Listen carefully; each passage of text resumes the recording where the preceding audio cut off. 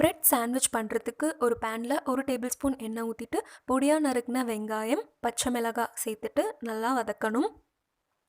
இப்போது அதில் 1 table spoon இஞ்சி பூண்டு பேஸ்ட் சேர்த்துக்கிறேன். 1/4 டீஸ்பூன் மஞ்சத்தூள், 1 டேபிள் ஸ்பூன் மிளகுத்தூள் சேர்த்துட்டு ஒரு டைம் எல்லாம் மிக்ஸ் பண்ணிவிட்டு காரத்திற்கேற்ப குழம்பு மிளகாய் தூள் சேர்த்துக்கோங்க. அடுத்ததாக வேக வச்சு மசித்த உருளைக்கிழங்கு சேர்த்துக்கிறேன். கொஞ்சமாக துருவின கேரட் சேர்த்துக்கிறேன். உங்களுக்கு வேறு ஏதாவது வெஜிடபிள்ஸ் வேணாலும் ஆட் பண்ணிக்கோங்க.